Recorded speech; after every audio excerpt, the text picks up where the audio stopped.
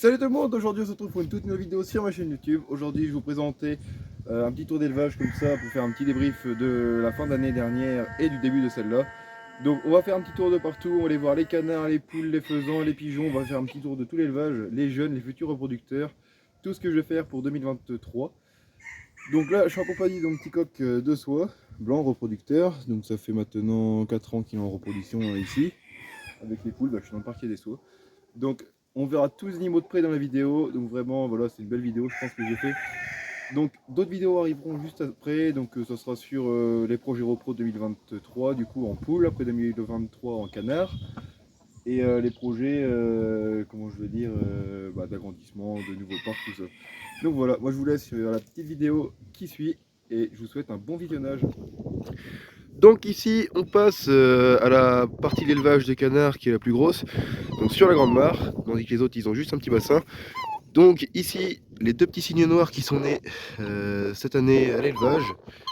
Voilà, j'ai le père qui est là-bas dans sa petite cage parce que sinon il leur tape dessus, donc il peut quand même sortir faire le tour, mais c'est aussi bien qu'il puisse se séparer un petit peu. Donc voilà, donc là comme vous pouvez le remarquer, mon bassin, enfin, la petite mare est gelée dans le fond, là j'ai de la glace dessus parce qu'il a fait -3 cette nuit. Donc voilà. Alors ici on commence avec un magnifique couple de canards carolins, derrière un couple de siffleurs du Chili. Voilà. Des piliers du Bahamas, donc là c'est les grands piliers du Bahamas, c'est ceux qui n'ont pas de mutation, c'est les originaux. Voilà. Là-bas un couple de Tadornes de Belon. Donc voilà, on va avancer un petit peu, faire le reste des canards. Ici Bernache Nonnette, Bernache Hawaï. Donc la deuxième Bernache Nonnette, elle est où? Elle est où? Bah, elle est ici, hop, avec Balou. Tac. Donc le canard à gauche, c'est un canard, je pense, il doit avoir du Barbarie et du Rouen, ou je sais pas trop quoi là-dedans. Je l'ai ramené en œuf fécondé quand je travaillais en canard au parc animalier du Marais. Donc voilà. Merci Eric de m'avoir donné les œufs. Donc comme ça, je vais garder celui-là pour me faire plaisir, quoi, histoire d'eux. Puis c'était une femelle. De toute façon, j'avais eu que 4 ou 5 petits. Puis celle-là, c'était une femelle, je me suis attaché, donc je l'ai gardée. Mais après, je sais pas, vu que c'est du croisé, s'il n'y a pas un espèce. Enfin, si genre ça pourrait pas reproduire, j'ai essayé de le mettre avec le mâle Barbarie bleu ici. Donc on verra bien si ça pourrait faire des petits, ça serait cool. Donc voilà, ici mon couple de canards de Barbarie que vous connaissez depuis le début des vidéos sur la chaîne. Ça fait depuis 2015 qu'on l'a. Donc mon vieux couple de Barbarie, les Hawaï que j'ai fait voir tout à l'heure. Donc on avance un petit peu. Voilà, les Chili, les mandarins, les carolins. Donc les mandarins, je vais pas zoomer dessus. Les mandarins juste ici. Magnifique canard, canard mandarin, avec la femelle qui est à gauche. Voilà. Tac. Donc là c'est le matin. C'est l'heure que je leur donne à manger. Comme ça, je remplis le nourrisseur qui est ici. Et puis ça fait la journée. Comme ça, ils vont manger à volonté toute la journée. On va essayer de zoomer un petit peu sur les canards. Voilà. Tac. Ici, on arrive avec un magnifique couple de Dendrocine veuf. Donc voilà, donc la femelle, je l'avais acheté à côté de chez moi, puis le mâle, il vient de Belgique. Voilà. Ici, un couple d'oies de l'Orénoque. Donc mon mâle, ça fait depuis 2010. Attends, je dis pas de bêtises. 2017-2018, je sais plus que je l'ai. Donc le mâle, c'est celui-là. Voilà, un beau mâle. Et ici, une petite femelle qui a 2 ans, parce que la femelle que j'avais eue avec le mâle, j'avais acheté un couple non consanguin à l'époque. Et ma femelle, j'avais eu des petits avec, que j'ai revendu les petits. Et la femelle, quand je l'avais mis à élever, je l'avais mis dans le gros poulailler, dans une case, et je l'ai retrouvée morte au milieu de la case. Donc, d'après ce qu'on m'a dit, il serait peut-être attaque cardiaque ou je sais pas, parce que stressé d'être enfermé. Donc, en tout cas, c'est une erreur que je ne ferai plus maintenant. Donc, quand vous avez des petites oies comme ça d'ornement qui, c'est vrai, sont quand même relativement sauvages, les enfermez pas en cabane avec, en poulailler, je veux dire, avec les petits, parce que les petits iront nickel, mais par contre, la mère, ça fera pas. Donc, ça, c'est une erreur que je ferai plus maintenant. Donc voilà, donc vous avez pu le remarquer pour ceux qui me suivent depuis longtemps sur la chaîne, tous les colverts et les coureurs indiens blancs que j'avais, je les ai retirés de la mare. Les coureurs indiens ils sont partis chez un copain. Donc voilà, donc colverts et coureurs indiens j'en veux plus maintenant, parce que le problème c'est que les coureurs indiens et les colverts ça vient foutre le bordel dans les couples partout. Donc c'est à dire que j'avais les coureurs indiens qui essayaient de grimper sur la femelle Carolin. Après, le mâle coureur indien qui venait taper les siffleurs du Chili, les belons qui coursaient les colverts, enfin bref, c'était le bordel. Tandis que maintenant on a trouvé un juste milieu, ça va être très bien comme ça, faire que des ornements entre eux, ça va vraiment mieux. Après il peut toujours avoir des espèces, comme admettons, moi mon rêve avant c'était d'avoir des Bernaches Magellans. Mais les Magellans, bah, à ce qui paraît la reproduction c'est très méchant, donc c'est pour ça que j'en ai pas mis. Remarque, petite parenthèse pour ceux qui seraient peut-être intéressés par des Orénoques. Le mâle Orénoque en période de reproduction est très méchant aussi, mais que envers les animaux, hein. Envers vous il vous fera jamais rien. Pour vous dire que mon mâle cygne qui est là-bas, tac, c'est Tsume. Mon mâle cygne qui est là-bas, il se fait dégager par le petit mâle Orénoque quand il est en reproduction. Donc c'est pour ça que c'est vraiment des animaux à fort caractère, mais bon, qui se défendent aussi, c'est normal.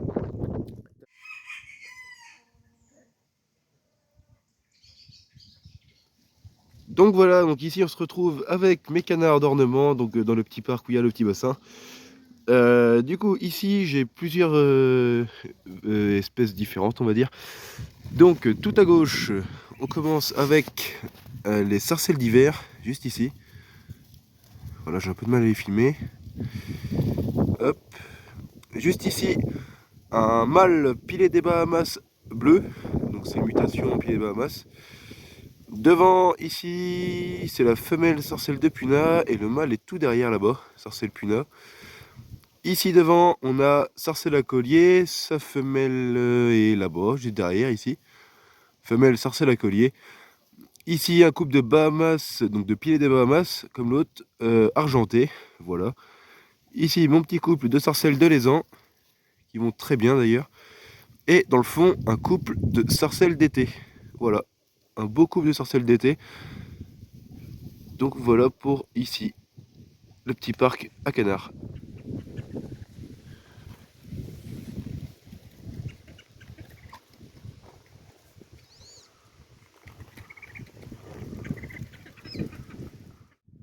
Donc on se retrouve aujourd'hui, 2 semaines après la première partie de la vidéo que j'avais tournée. Donc là, la mare est totalement gelée, on s'est pris une bonne vague de froid cette semaine. Donc ça fait plusieurs jours qu'il gèle, donc la mare est totalement gelée. Vous voyez, les petites belons sont debout dessus là-bas. Donc j'ai rentré pas mal de canards qui étaient sur la mare pour pas qu'ils plongent. Tous les canards susceptibles de plonger ou les petits canards qui pourraient avoir des problèmes, qu'en gros pour être tranquille. Donc j'ai rentré les canards mandarins, les carolins, les pilets des Bahamas, donc les grands pilets de Bahamas que j'ai, parmi les 3 différents que j'ai. Donc les grands pilets du Bahamas, les dendrocines veufs, et j'avais rentré les belons l'autre jour pour le vermifuge, et puis là du coup je les ai relâchés parce que bon, elles n'avont pas plongé, on est tranquille. Donc voilà, donc en gros dans le gros parc il reste les cygnes noirs, Bernache nonnette, Bernache Hawaï et les oies de l'Orénoque. Et les petites belons du coup, et puis bah, après mes canards de Barbarie, et puis voilà. Pour ici. Donc comme vous pouvez le voir ici, c'est plein de neige. Enfin, plein de neige, un petit peu ici plutôt. Donc voilà. Ça a bien neigé ces derniers temps. Donc les poules, au niveau de la repro, c'est pas top top en ce moment. Elles ont un petit peu froid. Elles ont un petit peu de mal à pondre, à nous faire des œufs tous les jours. Mais la repro en Araucana et en soie, ça commence tout doucement à arriver. Donc voilà, je suis assez content. J'espère que ça va arriver vite maintenant. Et puis pouvoir lancer les couveuses au plus vite. Pour pouvoir avoir des petits Araucana à sélectionner au plus vite. Donc on se retrouve ici dans mon parquet d'Araucana saumon doré, donc mes Araucana que j'ai récupérés à l'exposition avicole de Limoges, donc les deux là, donc le coq ici qui vient du président de l'Araucana Club de France, donc Louis Verrier, et une poule là-bas que j'avais acheté aussi à Limoges. Donc voilà, et récemment je viens d'acquérir les deux, une qui est partie se cacher derrière la cabane, les deux petites poules saumon doré, on va essayer de les approcher un peu. Attendez, on va aller les voir. Ah non, c'est bon, elles sont ressorties. Donc, deux petites poules saumon doré, dont une qui est à ma droite qui est homozygote, et l'autre qui se cache qui est hétérozygote. Donc, c'est-à-dire qu'elle n'a pas de toupet.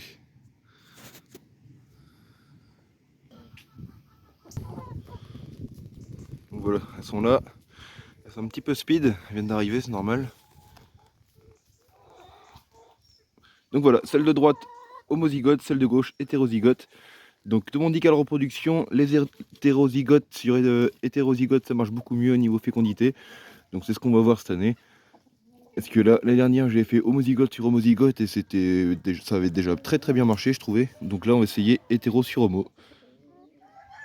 Donc on se retrouve ici avec mon beau petit parquet de poules de soie. Donc tout devant on a une poule de soie que j'avais eue à l'exposition avicole de Limoges l'année dernière. Et juste après derrière, donc celle-ci c'est une poule de soie que j'avais eue avec le coq qui est tout là-bas. Donc je les avais achetés ensemble sur le bon coin. Et au bout là-bas, pour finir, c'est une petite poule de soie que je vais ramener en poussin.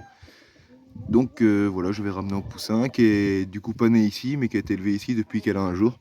Et ça s'est toujours bien passé. Donc voilà, et du coup les 3 poules de soie ici pondent. Elles pondent très très bien même. Parce que en ce moment je suis à peu près à un œuf par jour. Vu le froid qu'il y a, je vous disais tout à l'heure dans la vidéo, vu le froid qu'il y a et puis on n'a pas eu du soleil comme ça tous les jours, donc elles n'ont pas eu assez de lumière pour pondre. Moi je trouve que c'est pas déconnant, ça pond plutôt bien ici, donc je suis content. Et pourtant je crois que j'en ai une seule qui pond, parce que quand je les tâte, quand je regarde lesquelles ont les oviducts les plus gros en ce moment, ça serait celle-là normalement qui pondrait. Parce que même j'arrive à sentir les œufs à travers, donc pour moi c'est celle-là qui pond. Voilà. La plus vieille de toute façon du parc, hein, c'est pas compliqué, hein. Celle-là elle a 4 ans, celle-là elle a 1 an et celle-là elle a 3 ans. Non, 2 ans, non 3 ans. Donc voilà. Et niveau fécondité, l'année dernière on approchait les 80%. Le coq féconde très très bien. Et la part de femelles, j'étais à combien déjà de femelles? Je crois qu'on avait 70% de femelles dans ce parquet là. Donc j'étais vachement content par rapport à ça, c'était pas mal du tout. Donc voilà, elles sont pas stressées, hein. Là elles sont très très bien ici dans leur parc de repos. Donc voilà, plus qu'à faire une bonne année. Et puis j'espère que tout se passera bien. Ici on se retrouve en compagnie de mes Sebright. Donc à savoir le parquet composé de 2 coqs Sebright argentés, d'une poule Sebright argentée et de 2 poules Sebright dorées. Donc là le coq qui est à droite qui va sortir du parquet, c'est un coq que j'ai ramené cette année mais fin de compte je vais le retirer, je vais garder que celui de gauche et en mettre un autre plus tard quand j'aurai plus de poules pour accepter, enfin pour essayer de féconder un petit peu mieux quoi. Donc voilà, du moment qu'ils se battent pas, je vais essayer d'en mettre un deuxième avec. Donc les 2 poules Sebright dorées avec les argentés, c'est pour faire un test cette année parce que pas mal d'éleveurs m'ont dit que si on a une bonne souche d'argenté avec une bonne souche de doré, les petits devraient sortir tout dorés ou tout argentés. Et d'autres m'ont dit, tu auras des petits qui vont être un peu citronnés. Et d'autres m'ont dit encore, tu auras des dorés avec des traces d'argenté, des argentés avec des traces de doré. Donc c'est l'expérience que je vais faire cette année. J'ai envie de sortir des petits de ce parquet-là, voir ce que ça donne. Comme ça au moins bah, j'aurai appris quelque chose cette année avec les jeunes qui sortiront de ce parquet, voir ce que ça fait quoi. Donc voilà. Donc ici on se retrouve dans le parquet de mes Brahmas. Donc voilà, des Brahmas paire d'émaillés dorés bleus, paire d'émaillés dorés. Donc pour sortir du paire d'émaillés dorés bleu, paire d'émaillés dorés et paire d'émaillés dorés blanc sol. Parce que j'ai un coq bleu sur des poules bleues. Voilà. Tac, donc ici une petite poule paire d'émaillés dorés que j'ai ramenée de l'exposition avicole de Mortain. Il y a 3 ans maintenant. Là-bas, enfin les deux ici. Donc celle-là c'est une poule qui vient d'une exposition avicole en Bretagne. Celle-ci elle vient de Belgique, la bleue, le coq qui vient d'à côté de chez moi. La poule là-bas, paire d'émaillés dorés, elle vient de Belgique aussi. Et les 2 bleus là viennent de Belgique aussi. Donc voilà, je les ai achetés en Belgique quand j'ai bossé là-bas au mois de juin. Donc vraiment, c'était une belle expérience. Et puis ça m'a permis d'avoir des belles poules. Comme la grosse qui est derrière là-bas. Plutôt belle. Donc c'est sûr, au début j'ai commencé avec des Brahmas pas terribles. Aujourd'hui j'en ai un petit peu mieux. Dans 3 ans je devrais être encore meilleur. Enfin voilà, on essaye d'améliorer un petit peu l'air pro d'année en année. Et puis d'avoir des jeunes de plus en plus beaux quoi. Donc voilà, là ce que je suis content surtout c'est les niveaux des arcades, parce que j'ai les nouvelles poules, elles ont des belles arcades vraiment, on voit vraiment les... Je sais pas si on voit bien, la grosse tête de Brahma avec les yeux bien creux. Donc ça je suis content là-dessus, les pattes sont de plus en plus jaunes dans ma souche, quand tu regardes les petits qui ressortent. Donc voilà, vraiment je suis content. Là pour les Brahmas, j'espère qu'il y aura une meilleure réussite. Donc là maintenant, l'inconvénient ça sera le coq. Lui celui-là je le garde jusqu'au bout, mais une fois qu'il sera... Une fois qu'il sera plus apte à faire de la repro, il ira dans le gros parc et puis je me trouverai un autre coq encore plus beau que celui-là. Celui-là est pas terrible, en plus il est ailes d'ange, mais du coup je vais essayer de me trouver un coq plus beau. Voilà.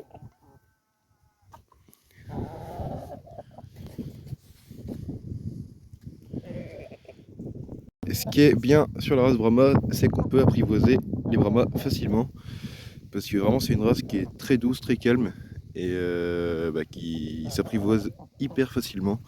Les coques un petit peu moins, je vous avoue. Par contre, toutes les poules, vraiment, ça se fait tout seul. Hein. Et celle-là, tu vois, je la caresse, elle dit rien. Tout à l'heure, je l'avais portée, elle disait rien non plus.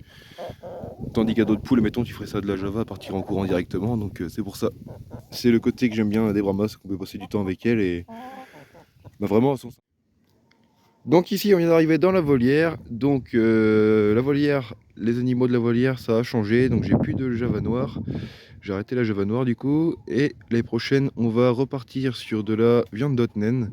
Donc les viandes d'Otnen, je les ai là-bas. J'ai les futurs reproducteurs en viande d'Ot. Donc s'il y a des connaisseurs en viande d'Otnen, je prends conseil.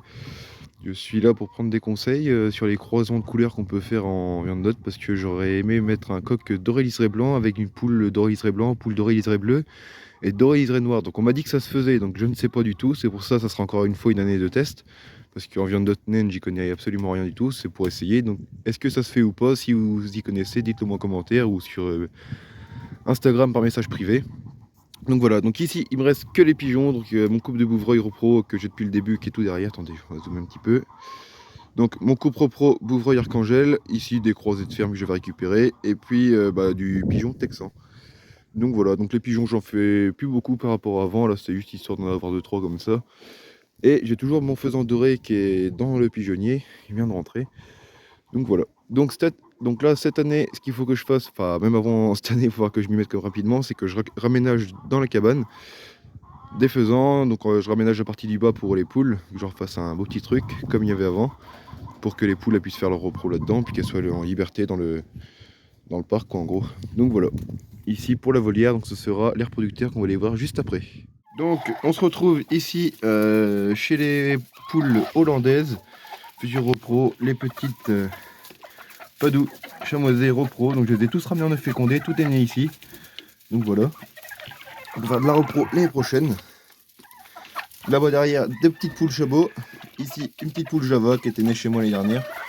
Et des petites poules, du coup, je vous disais, hollandaises, noires et blanches. Comme celle-ci. Excuse-moi. Tac. Bon, magnifique. Ainsi que ces petites padous chamoisées. Donc de quoi faire de la belle reproduction l'année prochaine, ce sera top. Donc nous voilà avec les futurs repros. Donc ici, un beau petit coq viande d'hôte doré liseré blanc. Ici, un coq padou chamoisé. Donc voilà, là-bas une petite poule, je crois que c'est du chabot noir. Donc celle-là, elle est à vendre. Le coq Brahma que je vais ramener en œuf fécondé de chez l'élevage masking. Voilà. Donc lui, je sais pas trop ce que j'en ferai par la suite. Celui-là, un coq Lancham, donc ça c'est pas mal.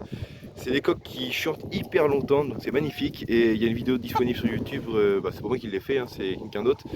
Avec ce coq qui chante et puis qui tombe à la fin parce qu'il est à bout de souffle, qui chante pendant plus de 30 secondes ou 40 secondes. Donc voilà. Donc ici, le petit padou chamoisé, pour revenir à ça. Les padous chamoisés, j'ai des poules qu'on va aller voir juste après, c'est pour faire de la reproduction en padou chamoisé, parce que je vais avoir un nouveau parc l'année prochaine.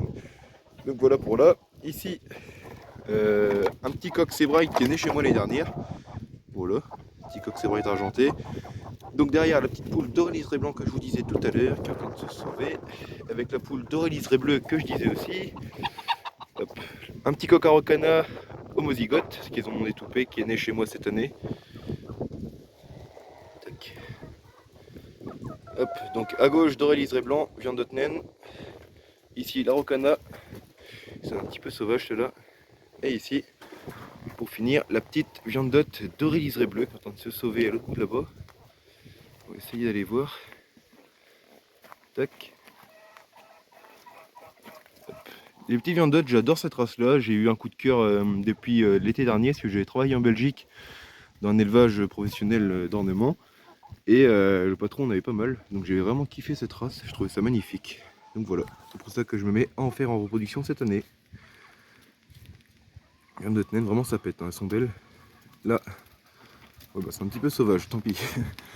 Donc c'était la dorée liseré bleu. Et ici, un petit coq, du coup, je disais, qui vient de chez l'élevage masking, que je vais ramener en œuf fécondé. Donc un Brahma PMA, donc perdrix émaillé argenté. Donc il s'est un petit peu fait déplumer le derrière l'autre jour, donc il est en train de repousser tranquillement. Parce que j'avais un coq qui foutait un petit peu le bazar dans le parc. Donc maintenant, on est tranquille. Comme je vous disais tout à l'heure, ma petite viande dorée liseré bleu, qui est juste ici. Voilà. Donc vraiment magnifique. J'adore ce plumage, j'adore cette couleur. Très très beau. Donc voilà, mais je suis à la recherche d'une autre viandotte dorée liseré bleu. Parce que celle-là, elle a une crête simple et ça va pas du tout pour la repro. Ici, un coq hollandaise, noire et blanche. Donc, je vais les voir juste après pour faire de la belle reproduction les prochaines en hollandaise. Donc, je sais que le coq n'est pas hyper beau, puis c'est un grand race. Donc voilà, on va essayer de faire de l'hollandaise pour cette année. Donc c'est déjà la fin de la vidéo. Moi je vous dis à très vite. Donc la prochaine vidéo qui sortira dans quelques semaines. J'essaye de la faire assez rapidement, la tourner au plus vite pour la sortir dans une semaine ou deux ou peut-être 3 semaines. Dans 2 ou 3 semaines. Qui sera la vidéo reproduction poule de race 2023. Donc je vous ferai cette vidéo là. Je vous expliquerai tout en détail les changements qu'il y aura. Comment je veux faire. Je vous expliquerai toute la reproduction poule. Tout ce que je recherche comme sujet, tout ça pour vraiment caler ma reproduction au mieux et puis pour optimiser les parquets. Donc voilà, donc merci d'avoir regardé, c'était Bocage Élevage et je vous dis à très bientôt pour une prochaine vidéo. Salut!